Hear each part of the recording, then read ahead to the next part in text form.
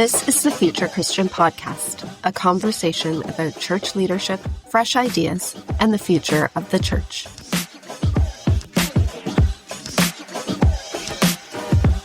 Today, Loren Richmond Jr. is in conversation with the Reverend Dr. Jarrod Longbons.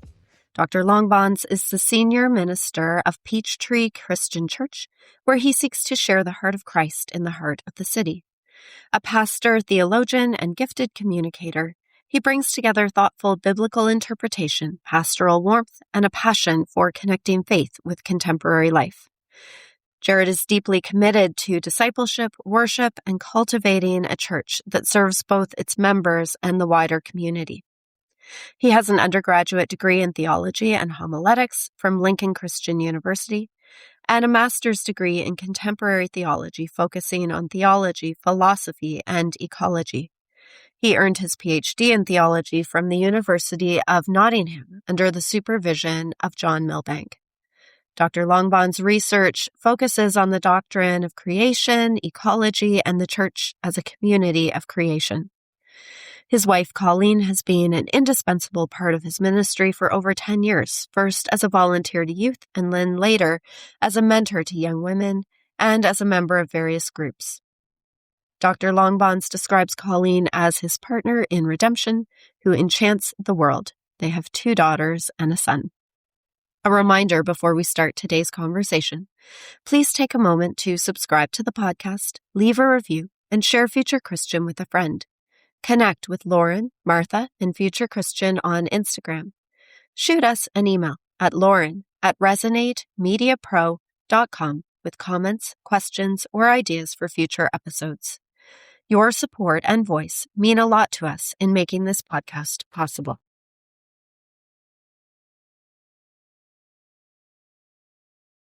Hello, welcome to the Future Christian Podcast. My name is Loren Richmond Jr., and I'm pleased to be joined today by the Reverend Dr. Jarrod Longbons. Hello, welcome to the show. Hi, thanks for having me, Loren. Yeah, thanks for being here. So let's begin with this. Anything else you want our listeners to know about you? Oh, my goodness. Well, I'm a father of 3 children that I adore being with them and my wife. So we are just a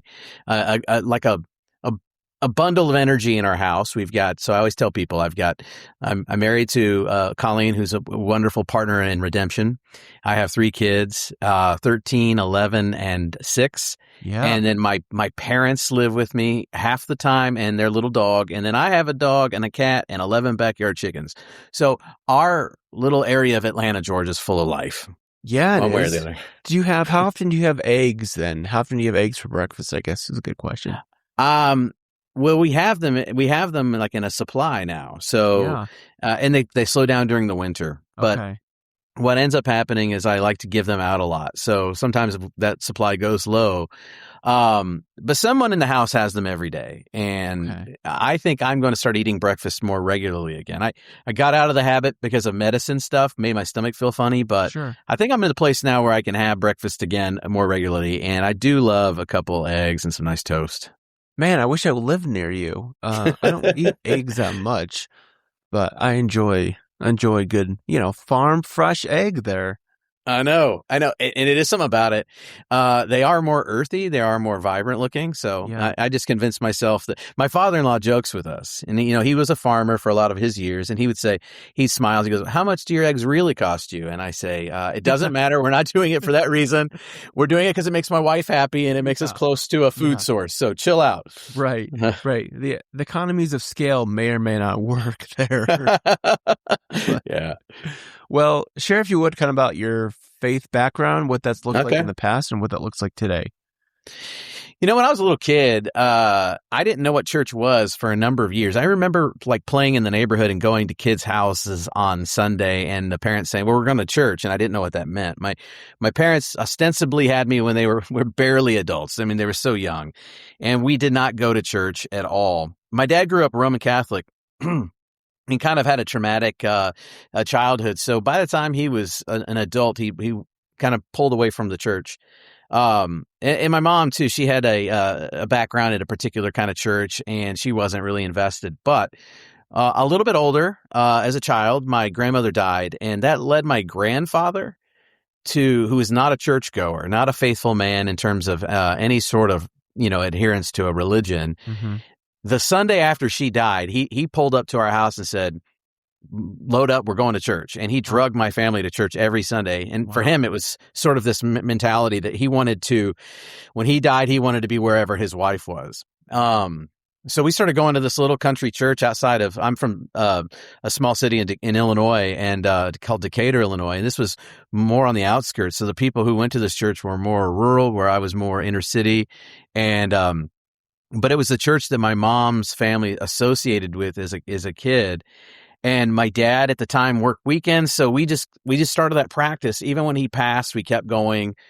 And when my dad finally got the weekends off of his job, he was wise enough not to want to pull us away from the community. And so he did not take us to the Roman Catholic Church. However, he made certain that my family was very steeped in it. So I always say I grew up a little bit half Catholic and half something else. And frankly, by the time I, came to faith myself and it was more formative, I found myself as a bit of a Catholic apologist in a setting that wasn't always so friendly to Catholicism. Sure. Then by the time I felt like I was even called into ministry, I think if the Catholic Church let priests get married, I probably would have gone that way. I had a deep, a profound respect for the beauty and a sense of sacramentality. However, you know who you know, and I was in a tradition and in a church and in an environment that sent kids a particular training area and all this, that, and the other. And so I went down that road, and so that's kind of the basic background of my how I came to some sort of faith. But ultimately, I found myself within the tradition that we call the Restoration Movement, or the Stone Campbell Movement, specifically the Disciples of Christ. When I was, studying for the ministry in a school setting that, my family, we didn't have a bunch of clergy in the background. So we didn't know where to go. We didn't know how to do this. Mm-hmm. And I hopped around and finally got some people advising me to study at certain places, and I found myself into this tradition. And Loren, what's interesting is after having done some genealogy, I found out that my family has deep roots within the Restoration Movement. So interesting. It's a strange. So yeah. But then in my service in this tradition, whether it was during seminary or just out of seminary, or in my formative study, I have served all three branches of what's called the Restoration Movement. I've been in the Church of Christ, independent Christian churches, and the Disciples. So I consider myself firmly within that tradition. And then academically, as I went forward, most of my research, especially at the PhD level, was in Eastern Orthodox thinkers, Catholic thinkers, Anglican thinkers. So it's led me to a place now where I consider myself a free church Catholic, in the sense that I go to a church that's free church. Mm-hmm. Ours is specifically a disciples church, but I have a very sacramental not sentimentality, but a mindset about things. So, and my church itself has a very high liturgy, which kind of engenders that. But I don't know if that's what you mean by faith background. If you wanted more of the nitty gritty about that's great. how I did awful and God saved me or something. But those are true things too. I feel called back to God after wandering and all that. But that's my basic story. Yeah, that's great. That's a nice, for our listeners who are not within the Stone Campbell tradition, or more broadly, Disciples of Christ, that's a kind of nice flex you got there, Jarrod, of like all three branches of the Stone Campbell movement. Yeah, it's people think it's unique when I meet them, and I do anyway now. But they all have their different gifts. I think, and technical, like more theological language, we might say charisms, right? They all have all different gifts that we bring to the table. But yeah, we come from this shared background of desire to look like the New Testament and be unity oriented and all that. Yeah. What are some spiritual practices, anything you're willing to share that's been meaningful for you? Oh man. So I listen, so many, right? So I do spiritual direction. I'm in spiritual direction, and I do a lot of meditation and contemplation. But I will tell you about something that's really recent for me. I had this moment the other day as I can't remember who I was reading. I was reading some spiritual writer from a long time ago, talking about the practices of silence and solitude. Mm-hmm. And, before I started that day's reading, I was probably thinking I do solitude fairly well. I'm a pretty extroverted person, but I actually carve out time to be alone. And ministry has made me need that more. Yeah. But I had this moment of insight while I was reading and thinking that my solitude isn't very good solitude these days, Loren. I fill it with distraction. So here's my day for you, my kind of typical morning. I try to wake up at 4 a.m. Whoa. I come downstairs here and I try to write. So I've got a couple things I'm trying to get published, some book projects. And I found out the only way I could get that done is if I got up earlier because I don't have the energy later in the day. And so 4 o'clock, from 4 to 6, I do that. And at 6, I go out on my front porch behind the hedges outside my window here, and I get into an ice bath because, you don't know this or people don't know this, but I had a liver transplant 2 years ago. Wow. And I went through this sickness. And so, I can't take a lot of painkillers. So the ice really helps. And, then I get up, go upstairs, get the kids up, and I start working for church work, right? Start working then as they're getting ready. And then, I kind of continue on with that until I head to the office or something. And I started noticing that even in the silent 4 o'clock hour, the first thing I do is I listen to a podcast or an audible book or put music on the background. Even going and sitting in the cold water, it's like everything's a distracting mechanism. I'll take my 2.5 mile walk that I like to take by the park and I'm listening to something. Yeah. I realize my solitude isn't truly solitude. Right. So then I go, oh, okay. So it's time to start trying something a little different. So now over the past 2 weeks, I've been, as I lay, waking up or as I come to my little study here at the house, I try to spend 10 minutes, with reflection upon God. And I notice the monkey mind, right? Is a Buddhist thought or, it's all through, church fathers too, where you just kind of, your mind spins to tasks, to things problems you want to solve, to creative, it's everything. Your mind goes all over the place. Yeah. And the first experience of that, I started getting very Midwestern. I'm very Midwestern, and my wife makes the joke that being Midwestern means we apologize for our existence. We don't mean to burden you with our being here. So my thought in those moments was initially like, oh gosh, God, I'm so sorry. I can't even. I have terrible attention span. I can't even focus on you, like, oh, I'm so sorry, God. But then I was reminded of something I had read, that any opportunity to return your mind to God is just returning to God. And any returning to God is a profoundly wonderful gift. And so then I just sat there and I started going, okay, my mind is wandering. Oh, that's okay. And then I returned to God by the mantra of be still and know that I am God, right? And I turned my mind to that and I just think, well, this is a gift to come home. I'm coming home in this thought. And I realize that practice is the purpose. So it's like there's no destination that I'm getting to. That practice of returning my mind from the chaos back. Yeah. That's the point of it. So that's something I'm doing right now. And it's not filled with warm and fuzzies, but it's meaningful. Man, that's good stuff. Thanks for sharing that. Yeah, I mean, I'm happy. My spiritual director, I emailed him this last night because I can't make our next meeting. But let me tell you what's going on. I want you to know I'm doing stuff, right? So I'm trying. So I'm glad that there's something happening now that I can share. Yeah.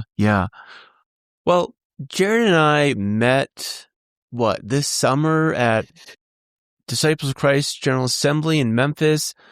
So we're talking about each other's podcasts, and I just happened to listen somewhat recently to an episode you put up, and I was like, oh my goodness, this is like touches on so many things that I've been thinking about myself, been trying to talk about on the podcast, this podcast. I guess I need to put that in the show notes here, your episode. But talk about maybe that overview of what you're talking about in that presentation. Yeah. I hope that'll kind of inform our conversation here.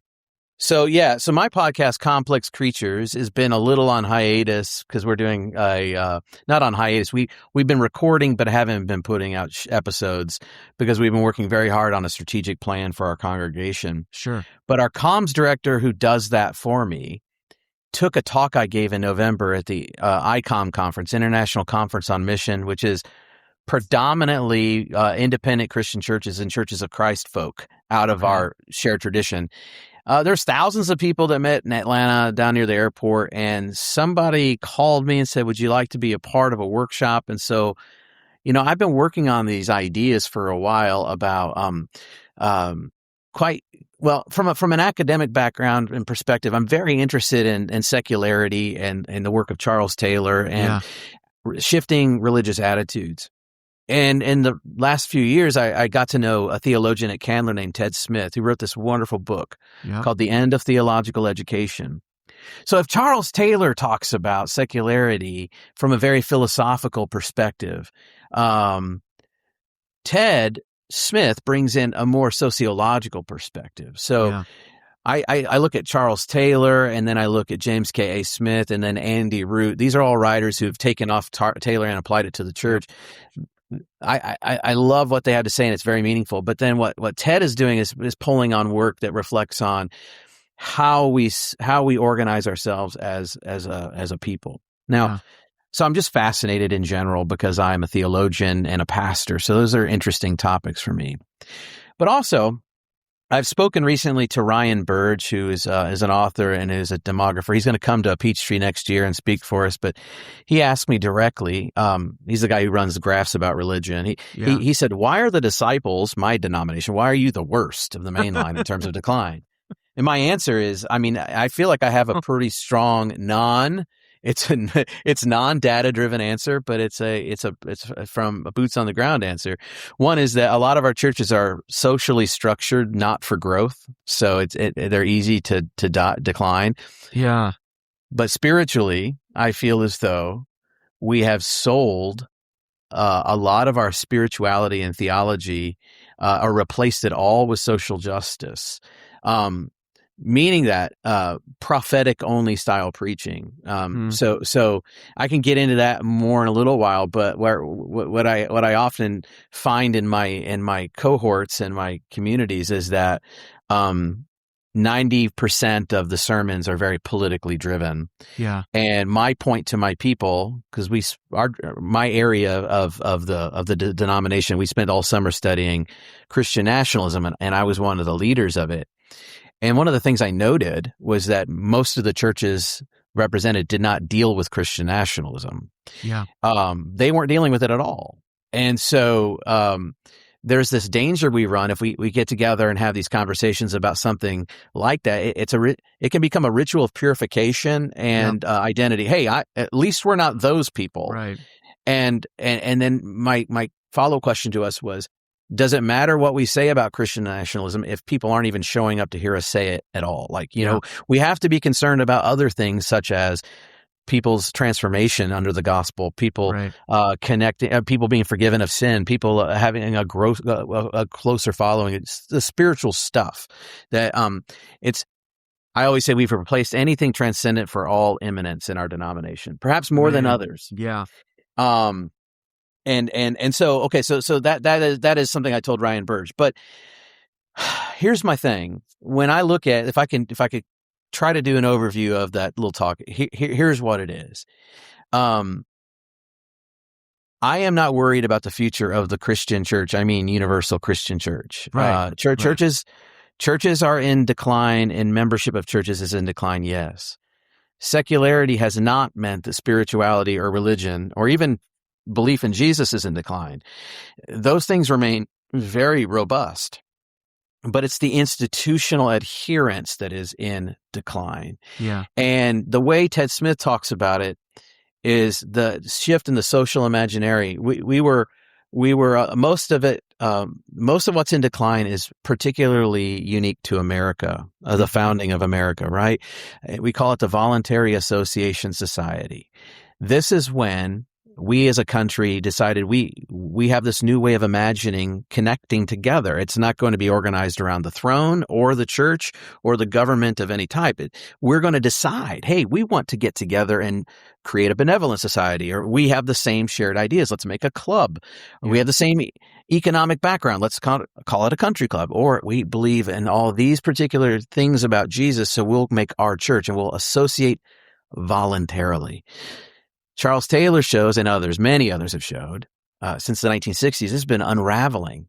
And what's been unraveling for faith is the church that was built up in that same mold. That's what's in decline. Mm-hmm. So my question is, after you break all that down, is, well, what's the next social imaginary to replace the voluntary association? I'm not sure I know. Yeah. But when I look at the world, I see a world that's more movement and network based. Yeah. Right? People are, Loren, you're in the mountain west time zone, and I'm in the eastern time zone, right? But you and I, if we have a shared interest in G.K. Chesterton, we could have a community where we get people across the country online talking about G.K. Chesterton, and we don't even have to be in each other's neighborhoods, right? Or maybe this podcast is essentially that. Right. Fandoms to cultures. We're able to move across space and time with the digital world. So we don't have to be so local and focused the way the Voluntary Association Society grew up. So I see churches looking more movement oriented. Non-denominational churches are the ones that are growing now, and they look like movements. They don't look like institutions, right? I've even seen churches like that plant other churches, and they're not creating new denominations. They're creating some network campuses, right? Franchises, right? But it feels like a movement. It feels like we're sharing a shared value, not an institutional structure. Right. And then my question is, if I only knew a Christian tradition that had the identity of a movement, if I only knew one. And when I said it in that talk, I thought I would get a laugh in the crowd, but actually so many people are removed from our own tradition that it is a movement. It was never meant to be a denom. So my point is, what is the heartbeat of that movement? And I kind of imagine it as a Eucharistic or a communion-centered movement. Now, that is controversial, perhaps. I don't know. But I know that the way most of my disciples' friends talk about us, they say we're big tent. That means we accept everybody. Well, if you're big tent and that's your number one characteristic, then you have no identity. Right. Open table is a different identity than big tent. My independent Christian brothers and sisters, they see themselves as evangelical, yet they have gifts that are different than what the Reformed tradition or Tim Keller or these other groups are offering, and they've lost some of those distinctive characteristics. Now, some Church of Christ folks are there, but others are sectarian, like we have the way. Right. I think all of those ways we've lost the heart of what the tradition was about. Let's get around this word and table business around the table. And so what I wanted to develop was a more fully fledged social theology of what happens at communion and Eucharist, and see that could happen once more in fresh expressions. I think that if we ride that wave, we might be planting churches that don't have bricks and mortar. We might be innovating older churches to be table or altar centric, and that could be the way that we kind of align our ministries and to different focus, and we could talk more about that. But we should be planting churches in bars, in restaurants, at 12-step programs, in backyard neighborhoods. They may end up building buildings, who knows, but to be more of a Eucharistic community with the social teachings of the Eucharist, I think that is something that would be much more appealing to people who are looking at institutions and seeing them as old and dusty and lacking life. So that's a huge summarization of a big topic. But well, there's so much stuff here. So let's try to take this one at a time, because I want to talk about all of it.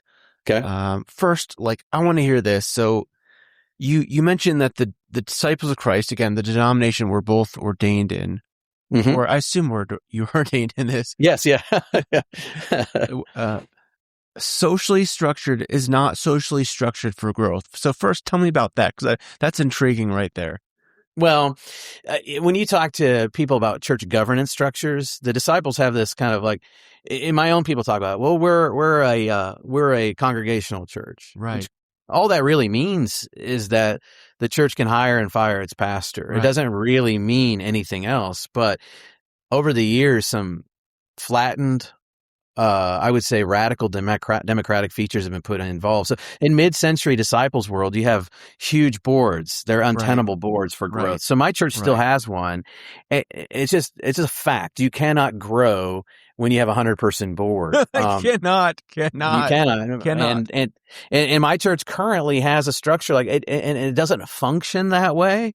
And I really need us to think about best practices from a board structure and what does that mean? Like, but that old school thing is so present even when it's been changed and updated. Now the churches in our denomination that are growing have all changed their structures a long time ago.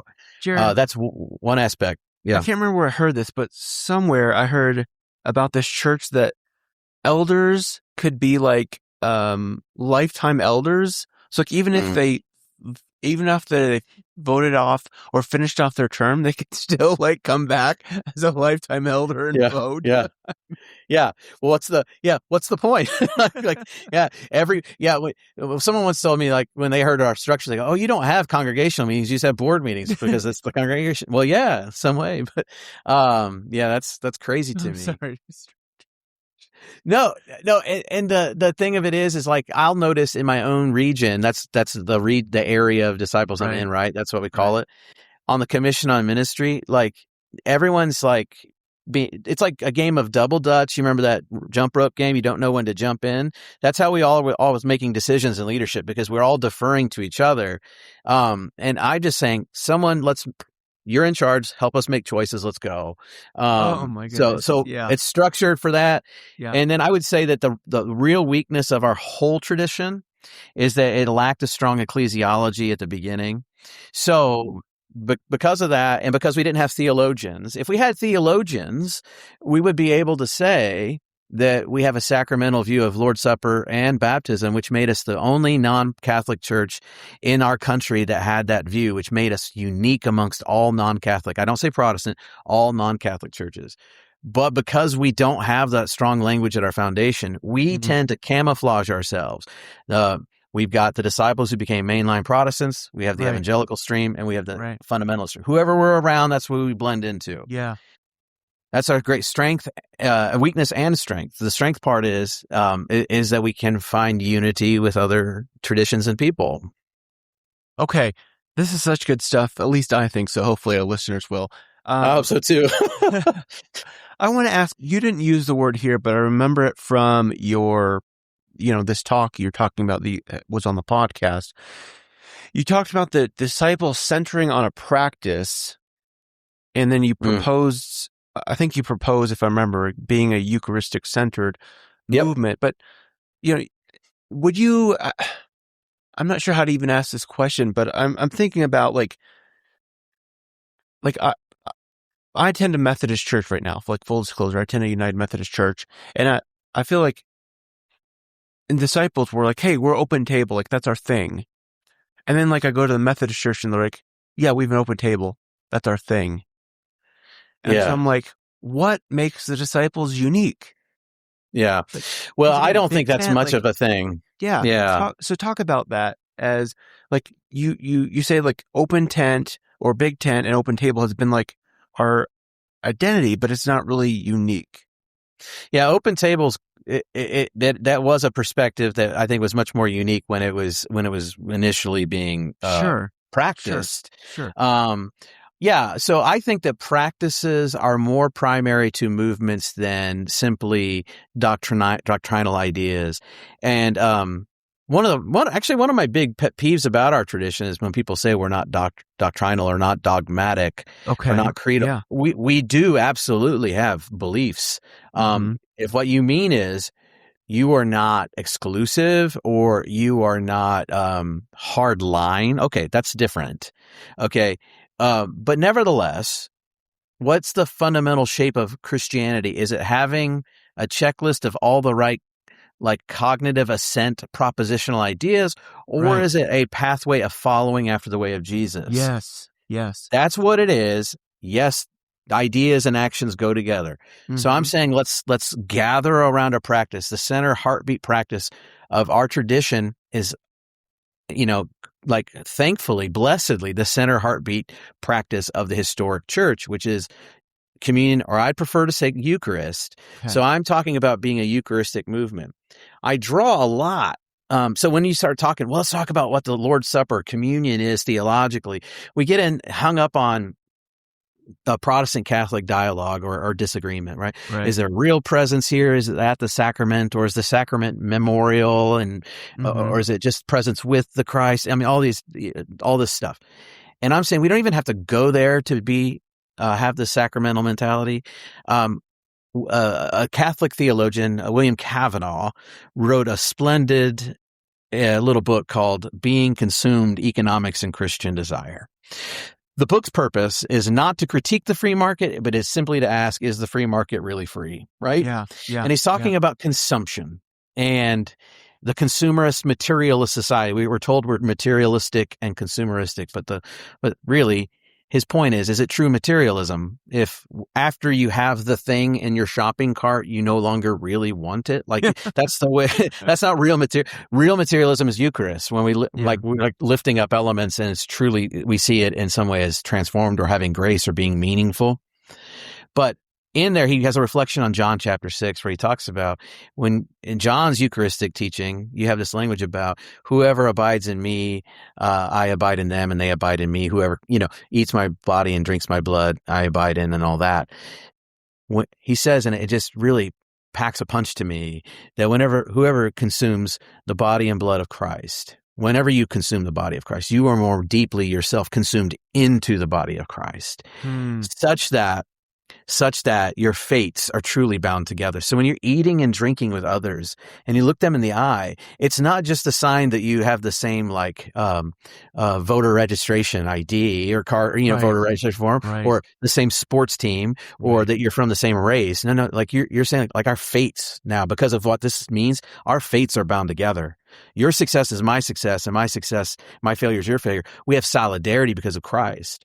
Now that has implications socially that are transformative. Yes. So I talk about, and I've written about it, and I'd love to get it published, but I talked about how this applies to people who have cognitive decline, holding the memories of the faith of people who've lost their faith. We talk about taking that altar out into the world and feeding the unhoused, like how that becomes the shape of a radical community.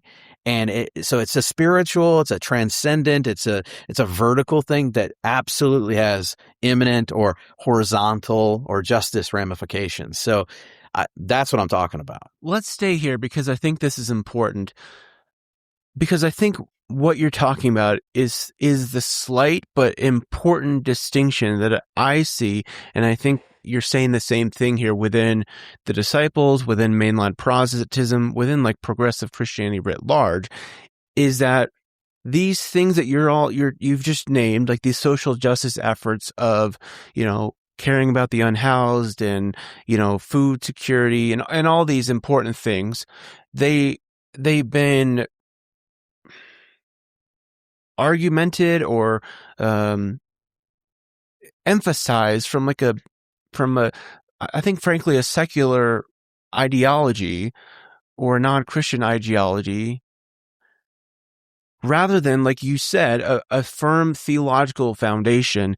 And I think what's happening, and tell me what your thoughts here, is that it quickly becomes apparent, like, I don't need the church to do justice. So I think that's a criticism that Ryan Burge would say, is like a lot of stuff that you see in the world, or the calls to justice and ethics that the church does, they're done elsewhere. You don't need the church for it, and maybe they're even done better. And I think that may be true. It's like so many things in theology or church life. I feel a good metaphor is thinking about a table with legs, right? Anytime you emphasize one of the legs, the table's unsteady, it's too long, or if you cut off, it's too short. And I feel, my sense is that so much of the disciples' world, whether or not you call us all progressive Christianity, that's the other thing. I have weird feelings about adjectives before that, right? But what we end up doing is focusing on something to the exclusion of others. So from a practical perspective, Loren, I'd say that the disciples churches I know that are growing, I actually know some of these church pastors who are like pretty progressive politically and maybe even theologically, yet they sound like evangelicals when you talk to them because they're not afraid to tell people to come follow Jesus. Yes. But there's churches, Garden Variety, that language is like, there's an allergy to it, right? Right. So what I find is they're still using language that draws personal piety and devotion. Yeah. So yeah, I think they go together. I think you hit it on the head, but it's coming from our theological commitment of being the people, quote unquote, of the table. Right. But take it for what it means. In disciples' world, I feel like in practice we actually diminish communion because we're so open to it, and we almost get. And from a practical perspective, and I won't name the name of the clergy person who's well known, but he's joking with me because we were at a big event together, disciples event. And communion could have been beautiful, but it was sort of, well, to try to make it have meaning, we added stuff to it that made it sort of, to me, cheap looking. And he goes, yes. He says, arts and crafts liturgy. Yeah. And he says, that's the phrase he gives for a lot. I was like, we don't need to try hard to make it more meaningful. Yeah. To me, this is like the immanence transcendence framework you talk about of, Taylor, like I come to Taylor through Andrew Root, but like this idea, like we've got to like make it special because like we've got to make it more special because it's not like on its own powerful. Right. Yeah. Yeah. So I get to serve a disciples congregation that's different than most because it looks like a Catholic, Gothic cathedral. It's a fairly high church. We use, I go say, modified Book of Common Prayer. If you listen to the liturgy around the Lord's table, it is real presence and beauty. I mean, people don't realize it, but it is from the Book of Common Prayer. And all it is just the advice to every pastor or officiant at the table is just say the words. Just say the words of institute. This is already meaningful. Right. It's already uplifted and it's central. But I think we bend over backwards trying because, I'm not 100% certain I know all the reasons why, but yeah. Let me ask you about creeds. You talked about, we have doctrine in this tradition. Like, I think one of the favorite things to me about like so many denominational traditions is like there is a rich depthness of thought. So I do think like in this tradition, especially the disciples of Christ, there's this sort of like, I don't know, like again, I was thinking about like right now I'm reading up on Methodism, but I'm like, who even is like the disciples theologians that I would go to? Like, maybe that's just my ignorance, perhaps. Well, unfortunately, we all should be reading Joe Jones, but we've ignored him in our tradition. And I only came to Joe Jones later in life. And, and I think that, out west, everyone's gotten into process thinkers and such. Right. But I think Joe Jones was where it was at. That's just my hot take, if you will. But yeah. So, our tradition likes to say no creed but Christ, which, is a creed. And in the essentials, unity, opinions, liberty. Okay, these are creeds. Right. I was asked to come to the Stone Campbell Journal Conference last year, the anniversary year of the Nicene Creed, and be the quote unquote disciples representative on the idea of creed, of the creed. And I laugh at that. I was like, that's a funny thing to ask a disciple because I don't speak for anyone, because of that tradition, right? But I'm like, let me tell you what I really think. Look, Campbell and Stone, these founders, they were anti-creedal because what creeds were socially doing in the frontier of America. They were used politically, divisively, ad nauseum, and they were making new ones all the time. There's writing, you can find it. I don't have it to cite off the top of my head. They were cool with the Apostles' Creed because they felt like it was a simple telling of the story. So in my opinion, we should be saying the Apostles' Creed, if nothing else, because it is a unifies us with other Christians. The Nicene Creed, they questioned because they didn't like the idea of applying a metaphysics onto Scripture, which in and of itself, ironically, is a metaphysics applied to Scripture. So I would say out of their own intellectual inconsistency, right? Their Scottish common sense realism is a metaphysic that they're applying to Scripture. I would say now, given everything that we know in history, we should just readopt the Nicene Creed in our worship services. As it is the thing that ties us back with the most ancient traditions in the church. I get my people to say the Apostles' Creed periodically, and some people will pull us out.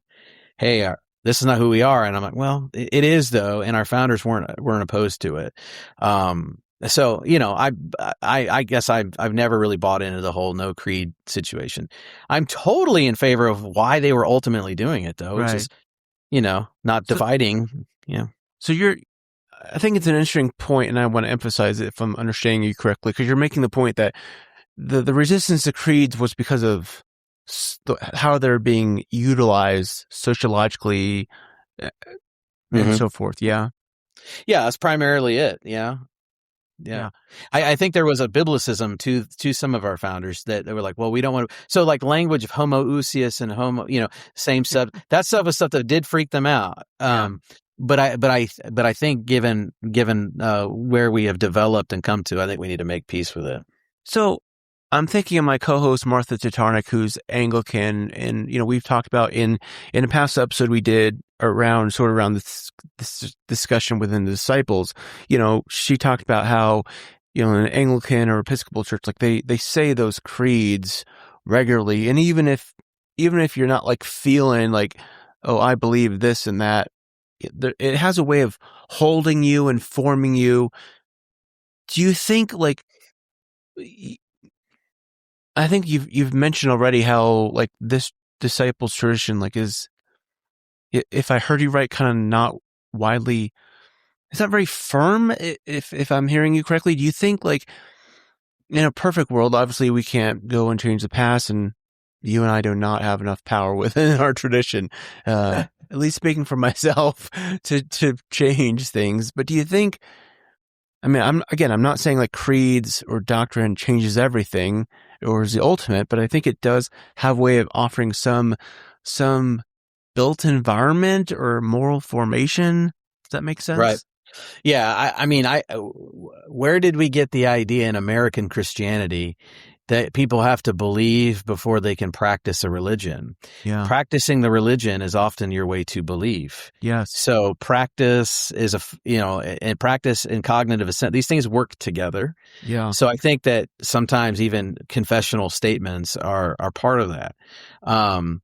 I think that we've done our best to become all things to all people, i.e., big tent, that we lose our distinctive flavor and gifts that we truly bring to the broader family of Christianity, for sure, in our tradition. So that leaves the independent churches looking for evangelical friends to say, oh, we're like them, and it leaves the Church of Christ folks in the same place. Well, we do the same thing, and with a more mainline, a more progressive stance, right?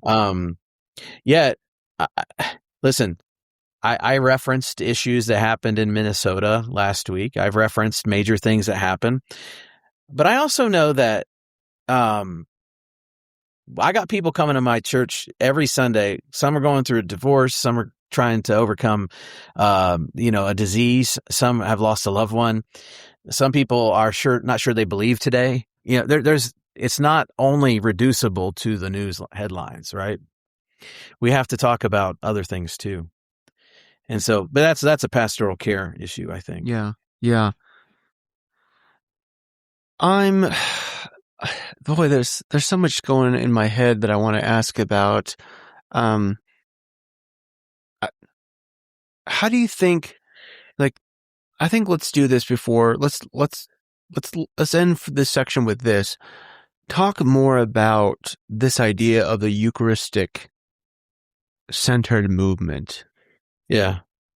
I'll tell you, more from an experience, back the church I served before coming to Peachtree Christian in Atlanta was a small Church of Christ in Bloomington, Illinois. And it was, I was in seminary, and because of the way it was growing, I pulled together a lot of young adults were coming around my ministry there. And so we developed just this full-throated young adult, whatever that means, ministry. Mm-hmm. And because of my academic interest and starting a doctoral program and things, I had some PhD students from theology and philosophy. I had other and we were, it's a campus town. So there's like a lot of academically minded people. Right. Yeah. We also had people with certain, developmental and cognitive disabilities coming as well. So what we ended up doing was on Sunday nights gathering in my home for a potluck.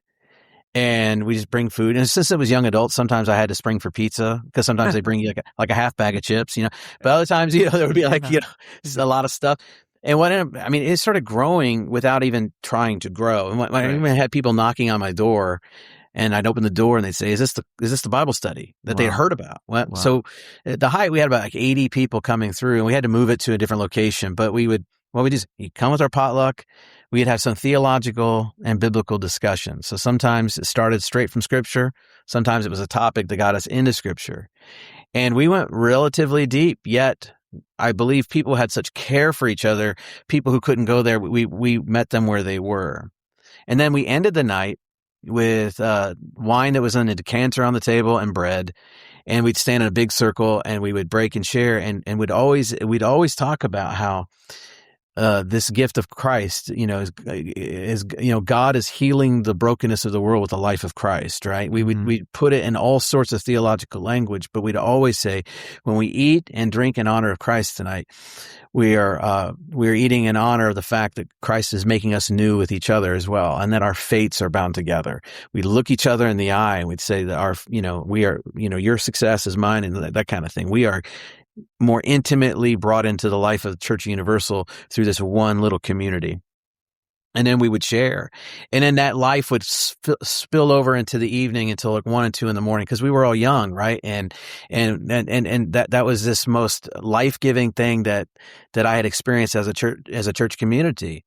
Eventually, this group started having enormous church community gardens, and the food was taken in and given out to those in need. We had chefs, so we'd make these huge meals and share it with the neighborhood. It was Eucharistic, right? Yeah. And it was all done in that mindset. And we even had freegans, people who would go dumpster diving, and they didn't like to buy, they like to swap things. Well, they would do their best to make that activity Eucharistic, right? And so someone ended up, because this ministry got so big, someone actually gave me a house. They just said, here's a house. It's between two university campus. Yeah, you can use it. So we had living room concerts there. We had art shows there. We did clothing drives there. And it became a center, and it was all based around first around that altar, right, out into the world. And I'm saying that kind of activity drove that community. And theoretically, it's supposed to drive every disciples congregation. Yeah. I don't think it does. No. So I think in current churches, they need to reimagine it spiritually, theologically, and socially, and then reimagine their ministries, how they flow out from there. We like to talk about it now as taking the altar out onto the streets, into the world. Yeah. And then as we are thinking about how we plant and expand to new churches and new communities, rethinking about how we form, if we can make it more of a meal-centric, and this is not new. I mean, there's restaurant churches, pub churches. These things happen all the time. Right. But I don't know if they start with the social teaching of the Eucharist. I think that is where the secret sauce is for this, because it makes people have this solidarity of commitment. And I'm happy to say that all the people that were part of that community, so many of them gone to other places around the country now, and they've taken that spirit with them. But it doesn't look like having a board and bylaws and 4 walls and budget meetings. I mean, it may grow into those things, but I think the start's somewhere, right? So this is good stuff. Well, let's take a quick break and we'll move on to some closing questions. We're back with Reverend, or is it Reverend Doctor? I always get this wrong. Reverend Doctor, yeah. Reverend Dr. Jarrod Longbons. For the longest time, I thought the doctor or the reverend order depended on if you had a DMin or a PhD. But I've been told it does not matter. I think it's the ecclesial first. God goes first is what I always think. So I like that. That. All right. Some closing questions. We always tell folks you can take these as seriously or not as you'd like to. But if you're Pope for a day, or or maybe you can enter this again if you want to, like if you were in charge of the disciples of Christ for a day, even though that's totally antithetical to what we've just been talking about. If I were Pope for a day, I might come out and ask everyone to just to take a hard line against social media or something like that, or take like I think that we need to seriously restructure, rebuild, and reorient our relationship to the digital landscape in general. Oh, yeah, that'll preach. Hold on, I gotta write that down. It is a difficulty, even, you know, for those of us who say those kinds of things, right? So yeah. Well, that's good. What do you think a theologian or historical Christian figure you'd want to meet or bring back to life?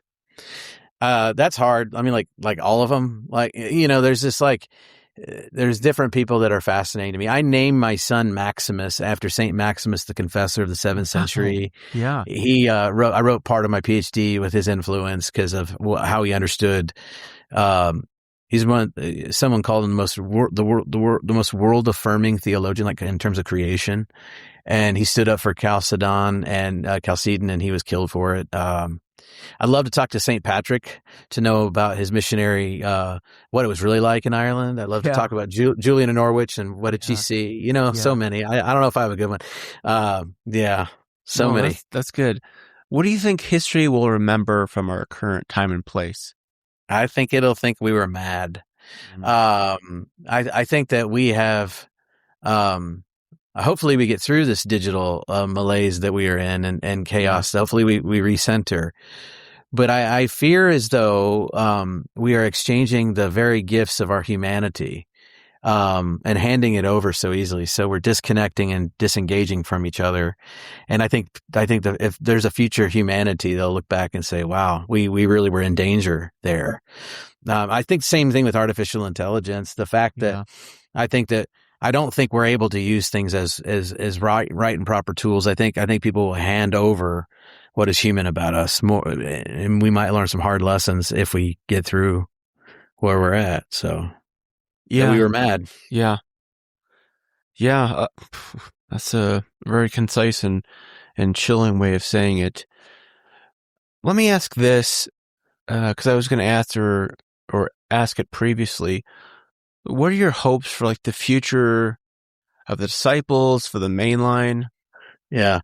I don't know. I honestly don't know if I care about a mainline continuing, because in some way what it really meant was it meant that in the voluntary association society we had the church had become okay. The church was just like Kiwanis Club or Country Club. This is what you did. Yeah. And so it's a form of Constantinianism to some degree. Like it just is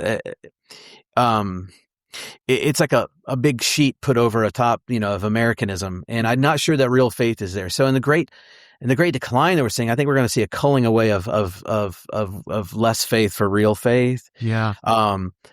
You know, I'd love to see, the disciples, every time honestly, I don't know, man. I think I believe in a lot that our tradition offers, such that I'm still here. Yeah.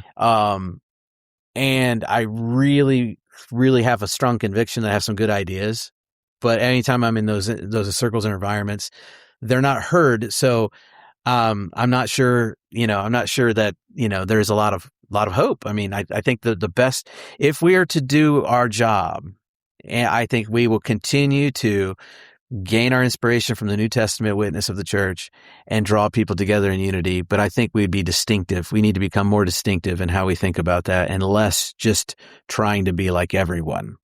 You know.